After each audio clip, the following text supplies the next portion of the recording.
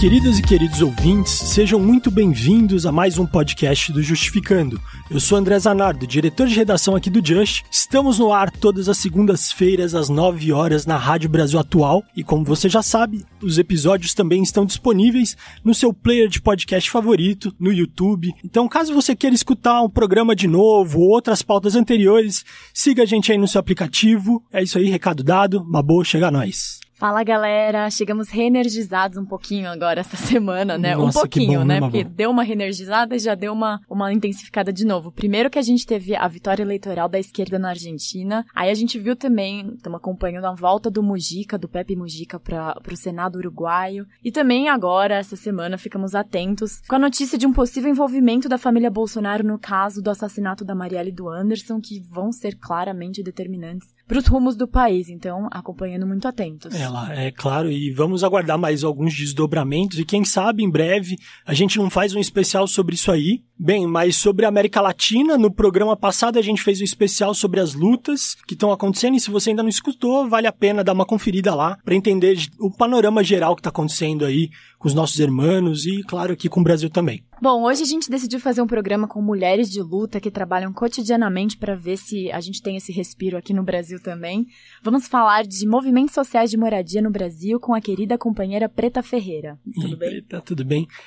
Como muitos que nos escutam talvez já devam saber, a Preta foi presa injustamente por seu trabalho com movimentos de ocupação, luta por moradia. Então, Janice Ferreira da Silva, a Preta, ela é artista, cantora, atriz, produtora cultural, foi apresentadora do boletim Lula Livre, é formada em publicidade, ativista da luta por moradia, integrante do movimento Sem Tetos do Centro e da Frente de Luta por Moradia. Preta, antes de mais nada, eu queria agradecer tua presença, muito honrado de ter você aqui conosco. Primeiro, eu reconheço a sua força, a importância da tua palavra hoje, que as pessoas estão te escutando no Brasil. A importância, talvez, que a vida nos traga, essa responsabilidade, ela se traz fundamental nas suas palavras e eu agradeço muito a oportunidade de estar aqui com você. Obrigada. É uma das pessoas, com certeza, para os direitos humanos que tem mais importância nesse país e com a voz no microfone, com a pessoa certa, uma experiência que a gente tem todos nós a aprender agora. Bom, além da Preta, a gente tem uma outra companheira aqui na bancada, a Vivian Mendes, que é advogada criminalista, formada pela Faculdade de Direito da USP, também é militante feminista, defensora dos direitos humanos. Seja muito bem-vinda, querida. Olá,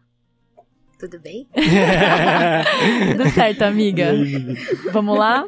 Então é isso, gente, o podcast de hoje. Bancada fortíssima. Com certeza, roda a vinheta. Há décadas, os movimentos de luta por moradia vêm reafirmando seu principal lema: quando morar é um privilégio, ocupar é um direito. As pesquisas atestam o fato de que no Brasil, ter um teto ainda é uma das maiores dificuldades da população. São mais de 6 milhões de famílias sem casa para morar no Brasil, segundo o IBGE. Mesmo com iniciativas do governo federal, como o programa Minha Casa Minha Vida, o problema ainda persiste. Muitas lideranças afirmam que esse programa exclui quem está numa situação de maior vulnerabilidade e as crises econômicas, claro, dificultam ainda mais o acesso a um teto. Em 24 de junho deste ano, 4 ativistas da luta por moradia digna foram presos injustamente em um inquérito que tenta enquadrá-los de envolvimento no crime organizado. Preta, liderança do MSTC, foi presa juntamente com seu irmão Sidney sob acusação de extorsão por cobrança de uma taxa de moradores em condomínios ocupados no centro de São Paulo. O inquérito se baseou em denúncias de 13 testemunhas e foi apensado genericamente como um desdobramento da investigação do incêndio que resultou no desabamento do edifício Wilton Paes de Almeida, no Largo Paissandu, em maio de 2018. Então, Preta ficou preventivamente na penitenciária feminina de Santana, na zona norte da capital paulista, por 109 dias, foi isso, Preta? Primeiro eu fiquei 3 dias no DEIC, depois fui pra Franco da Rocha e depois fui pra Santana. Beleza, então, assim, gente, o panorama, ele é complexo, ele fala sobre luta por moradia, fala de racismo, fala de uma estrutura de criminalização de movimentos sociais. É muito complicado e eu queria escutar, Preto, eu acho que antes de tudo a gente já fez essa introdução, mas queria te escutar um pouco da sua vida na luta enquanto ativista da causa. Talvez não é porque você queira, mas é porque é absolutamente necessário se fazer, né? Na verdade, a minha entrada e a da minha família no movimento de moradia foi pela necessidade. Claro. Se eu tivesse opção, eu teria minha casa própria. Se eu tivesse condições Se o poder público me desse condições, eu teria minha casa própria, assim como milhões de brasileiros. Assim como esses 6 milhões.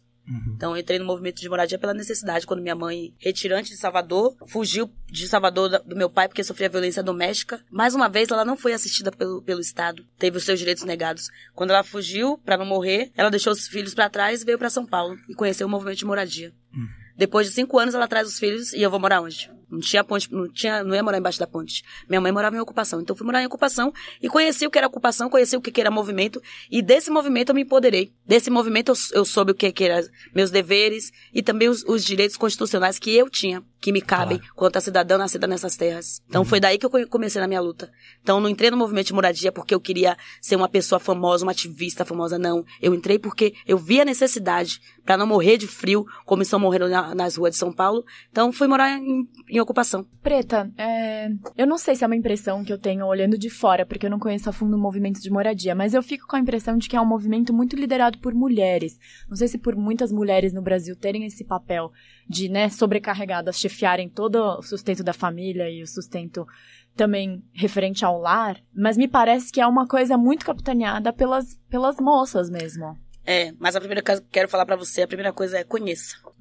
Porque a gente tem que ter, pra falar de qualquer assunto, a gente tem que conhecer um mínimo, pelo menos pra quebrar paradigmas, preconceitos. Então, conhecer, que eu digo, não é só de redes sociais, só de leitura, não, é de ir lá pra ver, contestar com os próprios olhos o que essas mulheres fazem, contestar esse trabalho, que é um trabalho muito importante. E é liderado por mulher porque a mulher é arrimo de família, né? Não é uma coisa que foi imposta pelo movimento, é porque a mulher, ela toma frente, a mulher, ela quer cuidar bem dos seus filhos, ela quer dar um ambiente de moradia bonito pros seus filhos, limpo pros seus filhos. Então, as mulheres tomam a frente. Porque, na maioria dos casos, a gente diz que são mães solteiras, né? Como a maioria do chefe de família no Brasil é quem? A família tradicional é quem? É uma mãe e seus filhos. A mãe que criou seus filhos sozinha, como minha mãe. Criou 8 filhos sozinha. Então, ela é liderança porque ela é liderança dentro da minha casa. E assim como ela é na minha casa, ela transforma da ocupação um lar pra todo mundo. Então, é arrimo de família também. Outra coisa que a gente já escuta muito quando lê sobre essas coisas relacionadas à falta de moradia, inclusive por dados e algumas estatísticas, é que no Brasil sobra imóvel e falta teto. Ou seja, tem imóveis que não estão sendo ocupados, que estão aí sem uso. E aí, enfim, vocês podem... O que vocês acham dessa afirmação? Podem falar um pouquinho. Eu vou falar o meu ponto de vista como pessoa que está ali atuando. Depois você fala o seu jurídico. Só no centro de São Paulo, para cada 3 famílias, são 5 prédios. Famílias. Então, tem mais prédios sobrando do que pessoas precisando de moradia. Se houvesse uma vontade mesmo dos governantes do poder público, não teria uma pessoa morando na rua. Não teria uma família despejada. E não teria um prédio abandonado sendo foco de doença. Sendo foco de dívidas, né? Porque esses prédios que são ocupados, os seus herdeiros não conseguem pagar essas dívidas que eles devem há anos. E esses impostos acabam saindo do nosso bolso também. Então, essa pessoa que tem esse preconceito com os movimentos de moradia devia agradecer, porque o movimento de moradia acaba fazendo o trabalho do Estado, o trabalho do governo, que é de garantir esse direito constitucional à moradia, né? Então, quando a gente ocupa, o prédio não tá limpinho, não tá arrumado. Então, a gente faz todo esse trabalho de limpeza, Quando a gente ocupa, o foco é de escorpião e rato. Por quê? Sujeira. Escorpião tá onde tem barata. Então, acaba trazendo pra população, pro entorno, essa doença também.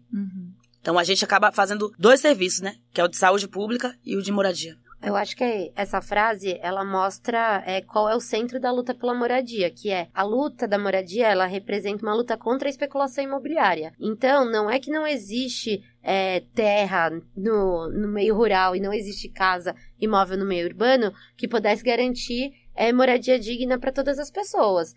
O que, na verdade, você tem as regiões centrais, que são regiões onde você tem o maior oferecimento de serviços, então, onde você tem o maior oferecimento de transporte público, de equipamentos de saúde, de equipamentos de educação, que são povoados por prédios vazios, e esses prédios vazios, eles servem à especulação imobiliária. Então, são proprietários que não cumprem o que a Constituição determina, que é a função social da propriedade. A propriedade, ela não existe simplesmente para gerar riqueza para alguém, ela existe também para cumprir os direitos que as pessoas têm, e o direito à moradia é um direito também garantido, e o que você tem hoje, ao invés do Estado e do sistema de justiça procurar garantir que a função social da propriedade seja cumprida, ao invés disso você busca, não se enfrenta essa questão e, como acontece em muitos casos, né,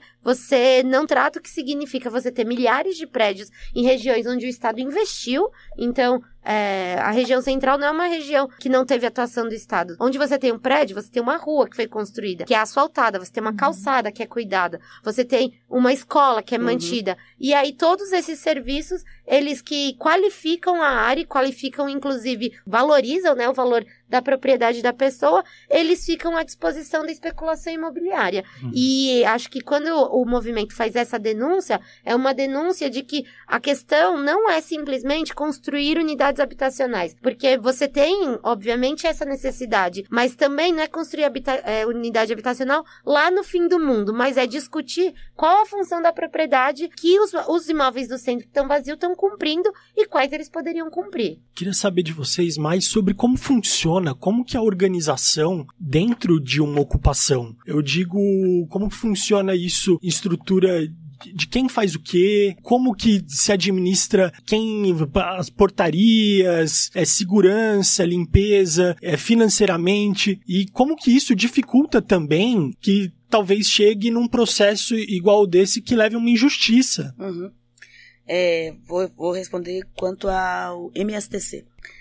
A gente tem uma formação que se chama grupo de base. Então, não é o MSTC que vai atrás de pessoas, são as pessoas que vêm atrás do MSTC. Então, antes de entrar para o movimento, tem que passar por essa formação. Porque a gente não é imobiliária, nós não somos imobiliária, nós não temos ajuda do poder público. Então, essa formação é para quê? Para a pessoa que não está acostumada com ocupação saber que em ocupação existem regras, que em ocupação tem que se pagar esse valor por família, até mesmo porque são eles que moram lá. Então, a gente tem que trazer condições de vida para ele. Para não fazer como o edifício Wilton Paz, que caiu e vir a gerar uma prisão, né?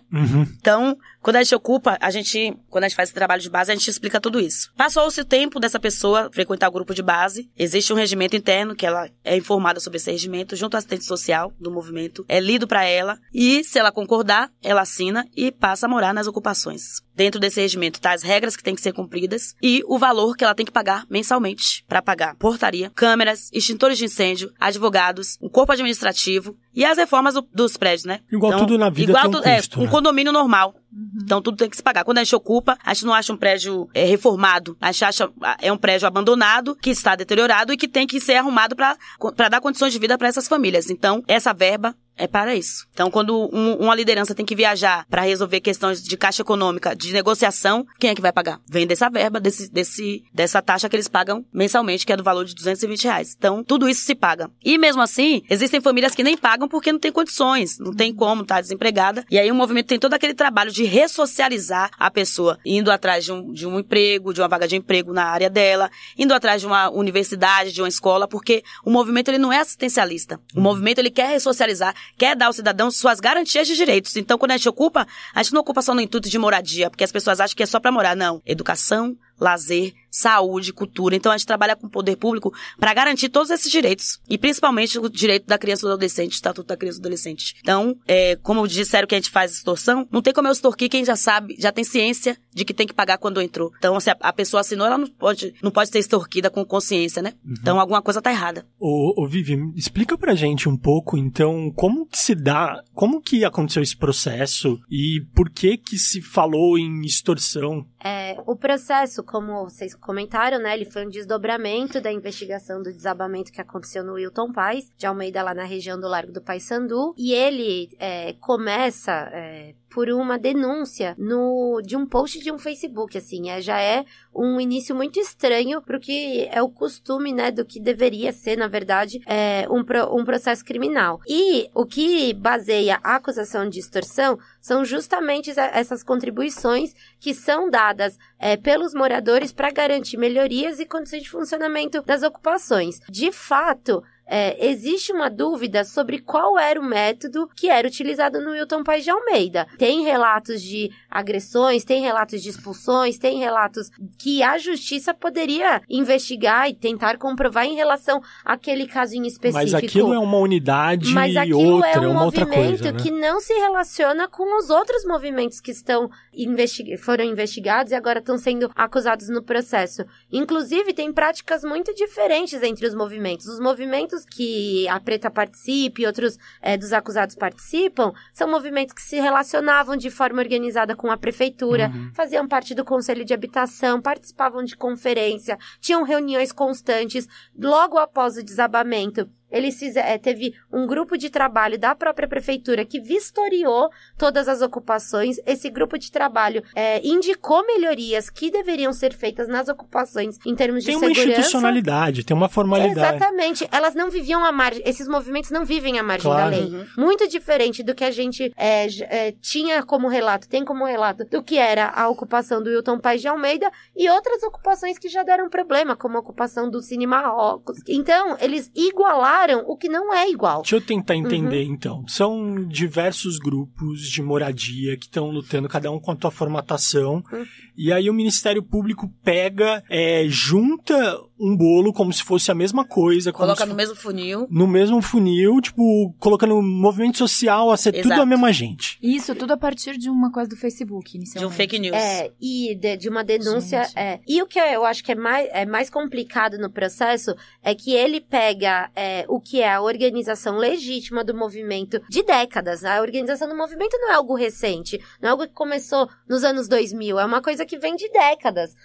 E que é conhecida do poder público, inclusive os movimentos têm estatutos e atas de assembleias em que eles estabelecem as suas contribuições. Esses documentos, eles já foram apresentados em diversos programas de moradia, o Minha Casa Minha Vida, mas programas anteriores, para conseguirem acesso a esses projetos. E o que eu acho que é o mais prejudicial desse processo é que ele ataca essas discussões justamente no sentido de não atacar um crime em si que de fato acontece, mas de atacar a estrutura de organização do movimento e ameaçar a própria existência do movimento. Então, quando você coloca que a contribuição e a cobrança da contribuição é um tipo de extorsão, você coloca uma ameaça e cria um medo generalizado dentro das ocupações de que qualquer coisa pode ser tratada como dessa forma e você tenta atacar a própria existência do movimento.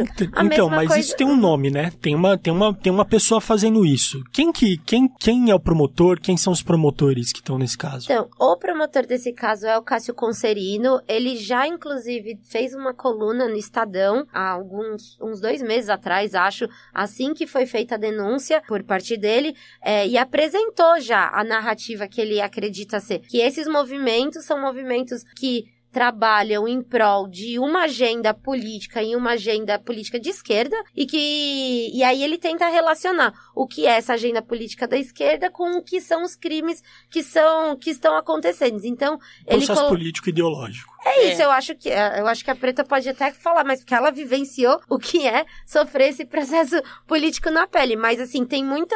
depois que ele lança essa coluna, eu acho que fica muito nítido que existe uma agenda política por trás e que foi colocada pelo governador, pelo presidente da República, por todos eles também.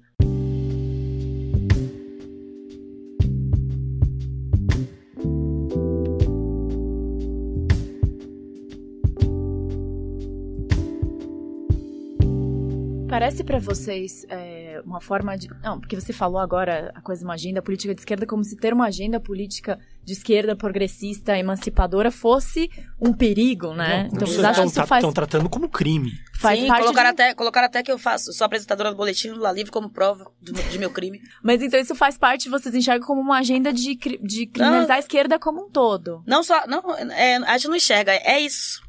Está acontecendo isso. Eles estão cometendo crime. Eles estão cometendo crime. Eles são uma organização, um movimento social exatamente. de esquerda. Já que ser de esquerda é um crime, então já que eles são de direita, também são criminosos. Porque eu moro num país que Porque eu achava que eu era livre, né? Que eu tinha minhas opções de escolha. Então, quer dizer, por eu ser de esquerda, eu sou criminosa? Não, não sou criminosa. Se eu sou de esquerda e sou considerada criminosa, então pra mim também eles são, porque são de direita. E aí? No final das contas, não digo nesse caso em específico, no final das contas tem muitos promotores que eles são, sim, umas quadrilhas que estão agindo no país e estão agindo com abuso de autoridade em muitos casos.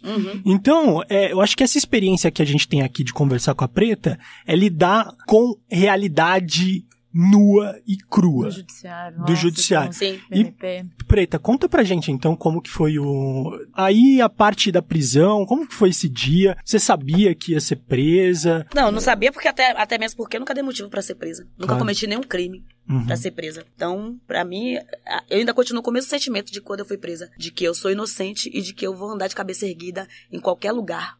Mesmo depois dessa prisão arbitrária, injusta. Estava na minha casa dormindo, 6 horas da manhã, baixa a polícia, abri a porta. Você tá presa, tá? Onde tá os papéis que autorizam vocês a entrarem na minha casa? Não deixaram ver. Eles te falaram do porquê? Não falaram nada. Presa? Entraram nem falaram que eu tava presa. Entraram com busca e apreensão, 2 crianças dentro de casa, uma de 5 e outra de 2. Entraram com arma em punho, com criança dentro de casa. A primeira coisa que eles perguntaram era se tinha droga e arma. Eu respondi, se tiver, foram vocês que trouxeram. Ué, porque eu sei a casa que eu moro, eu sei onde eu estou. Pedi os papéis pra ver, a autorização pra eles entrarem na minha casa, não deixaram. E me levaram pra esclarecimento. Sendo que já tinha comparecido o ano passado, dei o mesmo esclarecimento. E quando eu chego lá, depois de 6 horas, você tá presa. E no caso, tinha ordem pra você, pro teu irmão, até pra tua mãe, né? Na verdade, não era ordem de prisão. O que era, no caso? Busca e apreensão. Busca e apreensão. Mas eles levaram vocês do mesmo jeito? Levaram a gente do mesmo jeito. E quando que apresentaram a documentação correta? Nunca. Nunca? Nunca, porque até agora eu não sei por que eu fui presa. Até agora eu não sei. Cadê as documentações? Cadê as provas de que cometemos algum crime? Não tem. Então vocês podem ver na coletiva de imprensa que o delegado não sabia o que falar. Entendi. Vocês que estão ouvindo aí, pesquisa depois aí a coletiva de imprensa do dia 24 de junho, lá do DEIC, pra vocês verem a resposta dele. Não tinha resposta. E no DEIC, como é que foi? Parece que teve, pra variar, né, no DEIC, muito abuso lá dos policiais. Muito abuso de autoridade. Ficamos 3 dias, 3 noites dormindo no chão, sem água, sem comida, sem tomar água. 3 dias sem água? Sem água. Muito abuso de autoridade, xingavam a gente, falavam que vocês são do PT, vocês vão se fuder mesmo. Ainda é burra que é do PT, tem nível superior é do PT, tipo, tudo era envolvido o PT no meio. Então a gente não sabia se eu tava sendo presa porque eu tava sendo acusada de algum crime ou se eu tava sendo presa porque eu era do PT. Então até hoje eu não entendo. Porque o que eles falavam pra gente lá era isso. Ainda teve um policial que chegou em mim e falou assim, filha, você se fudeu, né? Porque agora quem manda no país é a direita. Então, é esse o tipo de relato histórico que a gente vinha trazendo que iria acontecer e realmente tá acontecendo na nossa cara, assim... Abertamente. À luz do dia, sem nenhum pudor. Sem nenhum pudor. Eles não estão nem aí. Tem um pingo de pudor, não querem saber o que tá acontecendo hoje. Tanto no judiciário, é a imposição de vontade, não é a lei, não é a justiça sendo promovida. O que tá tendo é opiniões pessoais de um lado e essa opinião pessoal é de quem tá com a caneta na mão. Quem é que assegura o meu direito? Eu nunca fui presa e eu não tive o direito de me defender. Não tive o direito de falar que eu era inocente. E a presunção? Onde fica? Nunca fui presa, nunca dei motivo, nunca precisei fazer nada disso. E aí me colocaram, eu e as outras, num local daquele, sem nem poder ter contato com nossos familiares, com nossos advogados, sem nem... Porque alguém falou, fui presa porque alguém disse, alguém cogitou. Mas onde estavam as provas? Eu não tenho que ficar dando prova de que eu sou inocente. Eles que arrumem prova de que eu sou culpada. Total, né? Então a justiça inverte, agora tá tudo investido? Arrumem provas de que eu sou... Agora eu tenho que provar que eu sou inocente. Arrumem provas de que eu sou culpada, de que eu cometi crime. E em que pé tá agora, tipo, o caso de todas essas lideranças? Qual que é a perspectiva? Porque a gente sabe que o judiciário é absurdamente conservador. Em São Paulo, o processo de encarceramento lidera o que rola no país inteiro. Certeza. Infelizmente é a vanguarda do retrocesso, né? O processo, ele ainda tá na fase muito inicial, na verdade. Elas foram presas ainda na fase de inquérito, sob a alegação de que estavam acontecendo ameaças testemunhas. O que não se comprovou, inclusive, porque depois que elas foram presas, o processo continuou tranquilamente e os movimentos também continuaram funcionando com as pessoas presentes. Então, o que era apontado no processo não se comprovou, tanto que ainda bem, né, mas graças também a um bom trabalho que vários advogados cumpriram nesse processo, essa injustiça foi desfeita da prisão e elas foram revogadas, mas... Em qual instância? Na segunda instância, a Preta ainda teve um HC que foi negado logo a princípio, mas depois foi concedida, mas foi muito ruim, não, mas assim, mostra um pouco o caráter que tinha de perseguição desse processo, porque as lideranças ligadas ao desabamento não foram presas, elas tiveram, foragida, né?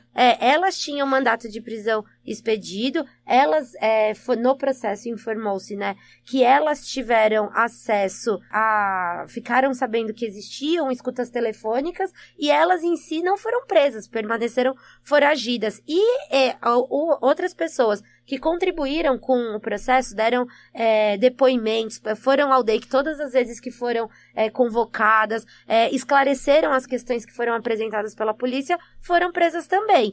Então, você teve, assim, uma perseguição mesmo a essas lideranças.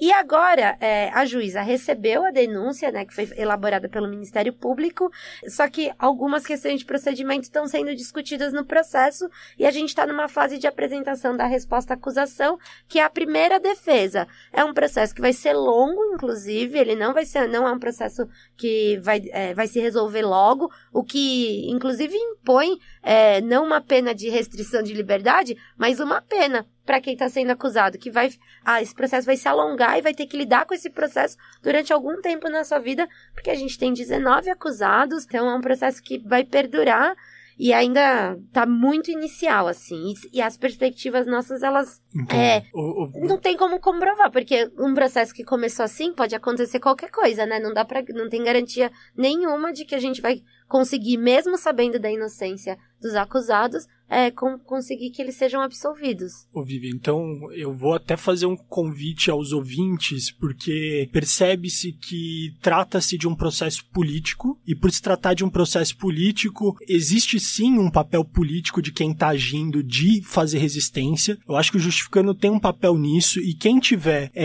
dos ouvintes qualificados para escrever sobre o tema, que consiga trazer uma luz, fortalecer a jurisprudência, a informação, a nossa doutrina a respeito desse tema, para ajudar a luta de moradia, ajudar a Preta nesse momento, estão convidados a mandar seu artigo no redação@justificando.com. Avaliaremos aí com todo o cuidado do mundo. E é isso. E aí, falando em política, Preta, eu queria saber como que veio à tona na mídia, quem que deu apoio pra você e como que você se fortalece nesse processo?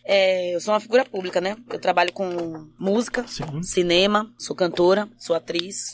Tem um filme muito legal também, né? Então, Era o Hotel Cambridge. Então eu faço articulação com todo mundo. Em todos os lugares eu estou. Independente de direita, de esquerda, de partido político, eu articulo com todo mundo. Então, o que tornou esse processo à tona foi esse meu viés, né? Da arte também. E o MSTC também, ele na ocupação 9 de julho, ele sempre fez atividades abertas ao público, com várias pessoas participando, tanto famosas quanto não. E é isso, né? E o que fez esse processo, esse nosso nome ser conhecido, o movimento ser alavancado também, mas ainda foi isso, esse meu viés da arte, porque eu não trabalhava só no movimento de moradia, eu também sou do cinema e sou da música, então eu juntei esses dois trabalhos. Sim. Então levava a arte pra dentro das ocupações e as ocupações pra dentro do cinema. Sim. Então isso foi o que me salvou bastante. E quem que deu força pra você nesse processo? Já na época do DEIC, já muita gente se pronunciou. Então, né? A Maria Gadu, Chico César e Ana Canhas foram os primeiros a chegarem. Legal. Porque são meus amigos também, né? E aí, logo de manhã cedo, elas já estavam lá, foram os primeiros a chegar, e depois foi aumentando. E aí hoje é Chico Buarque, Caetano Veloso, então são infinitas pessoas, né? Você recebeu a visita da Angela Davis, né? Angela Davis, como eu não posso sair, então Angela Davis foi na minha casa. Que fantasia, hein? E o mais legal ainda é que ela tava andando com uma foto minha na bolsa, né? Pra me procurar em todos os lugares que ela estava. E como eu sou uma cumpridora de lei, como eu não posso sair, eu fiquei em casa. Recusei todos os convites, mas informando por que eu não estava indo. Então, já que eles não cumprem a lei, eu cumpro.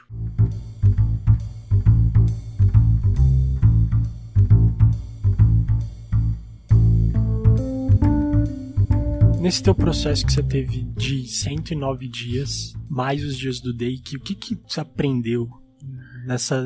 Pra te falar a verdade, eu saí muito mais forte e aprendi que agora eu tenho outra luta, que é a luta das mulheres encarceradas, porque isso aí só veio me trazer mais força.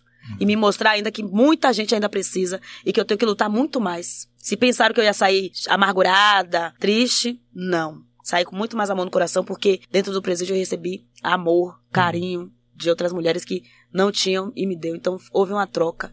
Então, todas são presas políticas, todos os corpos pretos, porque a gente fala que é presa política porque é falta de oportunidade que a sociedade não dá. Então, saí muito mais forte, saí muito mais viva e com muito mais vontade de lutar, porque eu não tô pedindo, é obrigação de quem está no governo. Não sou eu que estou cometendo crime, é quem não cumpre com esses direitos constitucionais. Claro. Essas pessoas são criminosas, não eu. Eu tô lutando pelo que é meu de direito. A partir do momento que eu nasci nessa terra, já tá lá, constitucional. Então é meu, eu quero. E eu vou cobrar. Claro. É meu, não tô pedindo. E que o universo te dê muita força. Exatamente, obrigada. E eu queria agradecer aqui também, gente, meus advogados, né, porque esse grupo de advogados que trabalhou, que pegou esse caso assim, porque se não fosse eles, eles, é o doutor Augusto de Arruda Botelho, Beto, Fabrício, Amanda, a doutora Vivian também, né, doutor Lúcio, doutor Ariel, a Aline, do Mandata Quilomba. Queria agradecer também a doutora Vivian e o Pedro, doutor Pedro, que cuidam no caso da Edinalva, que não é o mesmo movimento que o meu. Meu movimento é MSTC, o dela é MMPT. Inclusive, eu queria deixar aqui bem claro que eles falam que essas pessoas tinham muita articulação, né, que eu era a melhor amiga de Edinalva. Tá mentindo, que eu conheci a Edinalva dia 24 de junho. No dia que você foi? No dia que eu fui presa. Então, não tem nenhuma ligação minha com a Edinalva. Não tem nem nada que me ligue a Edinalva. Eu conheci a Edinalva no dia 24 de junho. Conhecia de vista, vendo oi, em algumas reuniões, mas nunca fui próxima. Então, vi passar a conhecer dia 24.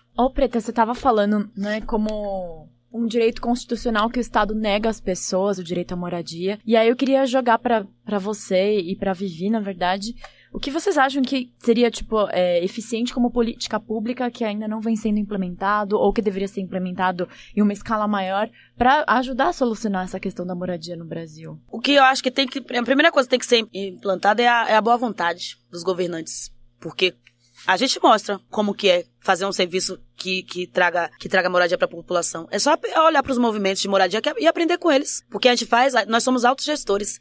E quando a doutora Vivian fala que a prefeitura, ela indica um modelo, não, ela não indica não, ela obriga. Porque se não fizer, as famílias são despejadas. Então, a prefeitura não dá um centavo, mas nos impõe lá como que tem que ser o prédio, como que ele tem que ficar arrumadinho. Então, de onde que vai sair esse dinheiro? Então as famílias têm que pagar, elas não querem, têm que morar. Eu não tenho dinheiro pra pagar. Eu não sou governante.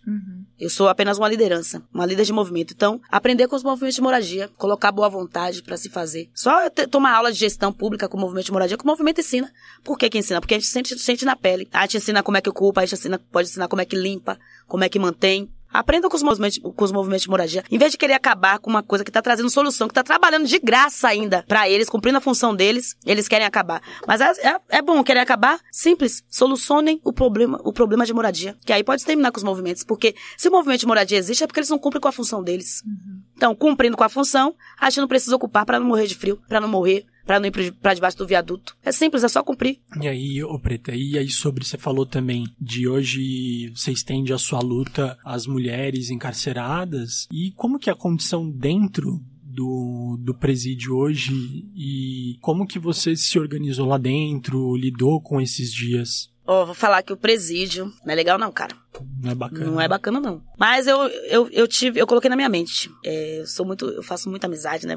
Me articulo com as pessoas fácil. Então eu não queria ficar parada. Falei, vou começar a articular aqui dentro também. Aí comecei a articular dentro dos presídios o que era ser uma presa política. Comecei a falar de leis pra elas. E aí fui ganhando notoriedade. E tudo que servia pra mim, eu passava pra elas. Por exemplo, eu recebia muita visita. Então, quando os direitos humanos ia visitar, eu atendia para todas. Claro. Mas isso que tem que ser feito. E hoje eu cobrei pra eles. Não é preta, são pretas. Minha luta é em plural. Então, se eu tava vivendo ali, eu tinha que fazer daquilo um ambiente mais agradável possível. Então, lá elas eram muito obrigadas. E eu acabei que fiz todo mundo fazer as pazes. Falar pra elas que a nossa luta não é contra umas contra as outras, sim contra o sistema. Contra esse sistema opressor, machista, racista. Então, a gente tem que chegar nesse lugar e ser pacificadora. Mostrar que todas elas têm direitos e que todas elas também eram presas políticas. E aí fui resolvendo um pequeno problema ali. Saiu mais organizado o lugar? Muito, viu? Os diretores não viram a hora de eu ir embora. Dá trabalho essa mulher. Não é dar trabalho, eu faço trabalho, né? É lógico. Eles que me deram trabalho, já que me deram, bora fazer, né? É isso aí. Então é isso, aí eu peguei da minha luta e estendi. Eu sempre acreditei que todo mundo era igual, que ninguém era diferente, independente de ter passagem ou não, independente de ter sido uma pessoa regressa ou não. Preta, e como que você trabalha agora, tipo, vamos falar de sentimento mesmo. Como que você trabalhou esse sentimento que misturava o ódio, possivelmente, da injustiça que você tava vivendo? Cara, são 100 dias lá dentro. Como que você transforma essa potência? O que me segurou foi Deus. Eu tenho uma comunhão muito grande com Deus, né? Minha família toda é de evangélica. E eu sempre orava lá, colocava todo mundo pra orar também. E aí, eu transformei esse ódio em arte. Fiz música, fiz roteiros. Já saí de lá com um monte de trabalho. Deu um tempo de estruturar o que você tava... Li muito, escrevi muito. E aí fui trabalhando, transformando em trabalho. Agora eu vou colocar em prática. Você fez música lá também? Fiz música, fiz projetos, fiz roteiros, fiz livro, fiz a porra toda. Então agora a gente vai colocar em prática, né? Em breve vai sair CD. Olha... Tem previsão? Só ano que vem. Só ano que vem. A Marina não vai deixar falar, né? Não posso falar, gente, é surpresa ainda, mas depois em breve a gente vai soltar uma nota. Mas quando rolar e tal. E aí tem, pelo que eu vi, a Maria Gadu, ela vai ser sua produtora ou ela é tua produtora? Ela é, né? Que bacana. Antes de ser minha produtora, gente, quero explicar pra vocês que a Maria Gadu sempre esteve comigo, sempre foi minha amiga pessoal, assim. E a gente já ia gravar esse CD. Inclusive, antes de eu ser presa, a gente gravou uma música que foi pro Doc. Chama-se Favela. Inclusive que eu nem consegui assistir porque me prenderam, né? Cacete. Eu produzi o negócio e não consegui assistir. Então acho que vai dar continuidade a esse trabalho. E aí eu pensava o seguinte, se eu não fizer a música aqui, velho, ela vai me matar quando eu sair, porque tem muito conteúdo esse lugar. Então eu comecei a fazer música pra colocar nesse CD. O que você pensava, assim? Quais que eram as temáticas? As temáticas eram a injustiça, mulheres, a força da mulher, Deus, colocava o que eu vivia, o que eu via, o que eu ouvia. Então, tudo isso eu colocava na música, no roteiro, em livros. Vai, manda uma aí, vai. E aí, essa música chama-se Não Perca Sua Fé. Eu fiz essa música pras meninas de lá, porque todo dia antes de dormir a gente cantava, a gente devia cantar, né? E a gente nunca tinha uma música, não tinha uma música dela assim. Eu falei, gente, vou fazer uma música pra vocês, vai ficar massa, vocês vão ver. Aí fiz essa música pra elas, então todo dia antes de dormir, e elas a gente cantava também. Essa música. Antes de sair eu escrevi pra todo mundo, né? O pessoal o dedo tá até com calo. Deixei uma cópia pra todo mundo. Que legal. Da música, porque elas tinham que aprender pra gente cantar junto, né? E aí a gente cantava toda noite. Peguem seus papéis e vamos cantar. Aí todo mundo cantava. Olha, bela articulação, né? A arte, né? Transformar o ódio em arte, né? A melhor forma foi ter feito isso. Eu não quis sair de lá com o coração amargurado, porque eu sabia que eu tinha um futuro aqui fora. Eu sabia que eu posso ser socializada, né? E aí eu quero estender isso para as outras que não podem, que sabem que isso não vai acontecer. Então eu fiz essa música para falando sobre isso para elas.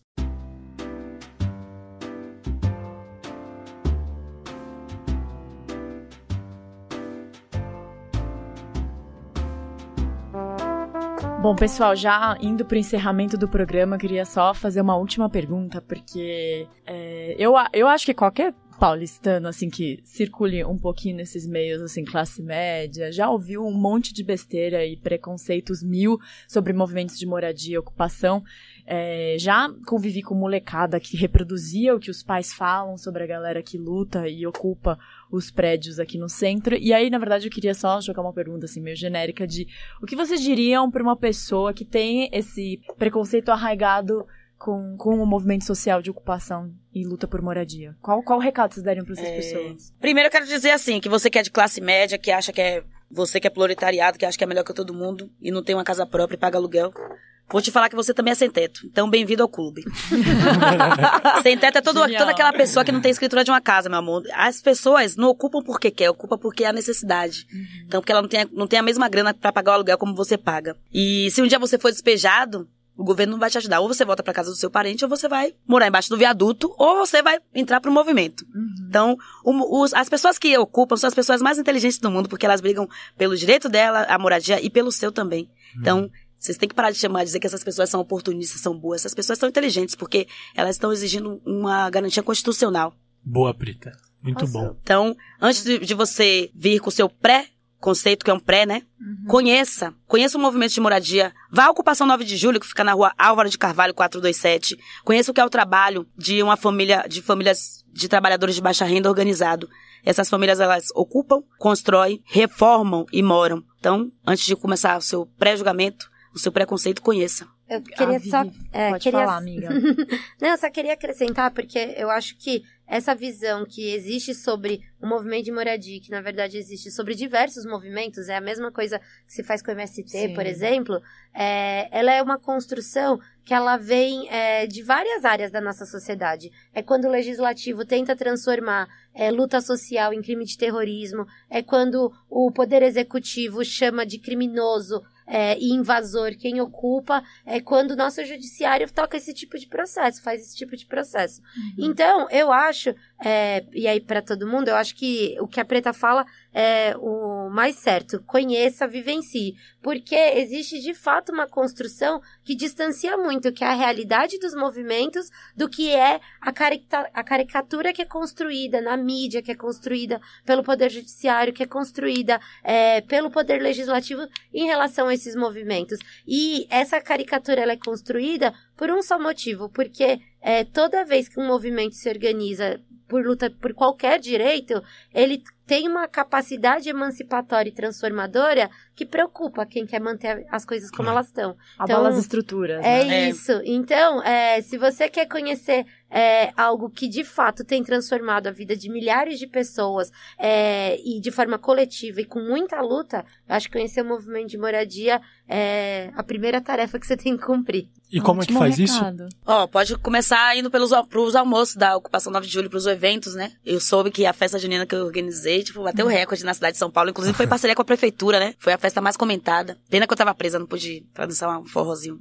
Nossa. Mas estive presente no coração de todos. Mariana Aidá, Chico César, Ana Canhas, Maria Gadu, Felipe Cato, que falaram muito de mim na festa. Então é isso, a luta é essa, é essa construção. Quando você tem pessoas como essas do seu lado, quando o movimento tem essas pessoas do seu lado, essas pessoas também estão dando o nome delas, porque elas jamais iam andar com a pessoa que fosse desonesta. Então, parem com esse preconceito. O pré já tá dizendo tudo, né? Pré.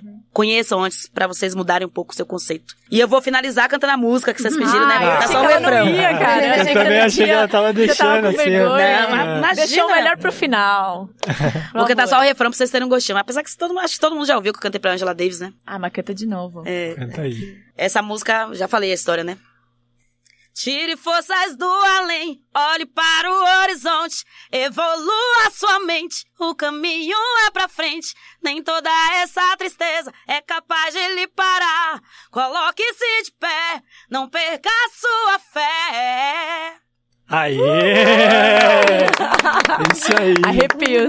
Demais. Gente, e assim a gente termina em alto astral. Obrigado demais, Preta, pela sua presença. Obrigada pelo convite. Que se torne luz toda essa dor. E que se transforme em outras pessoas. Vivi, obrigada também pela sua participação. Foi um prazer ter você aqui com a gente.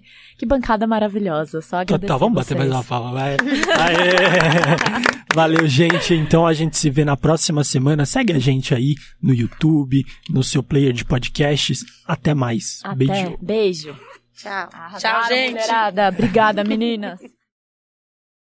Em meio ao fluxo e refluxo da maré do meu destino, eu lutei bravamente no silêncio profundo.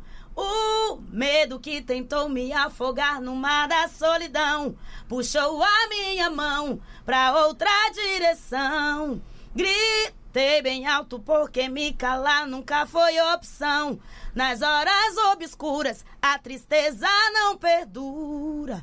Insista, resista, não fuja, não desista.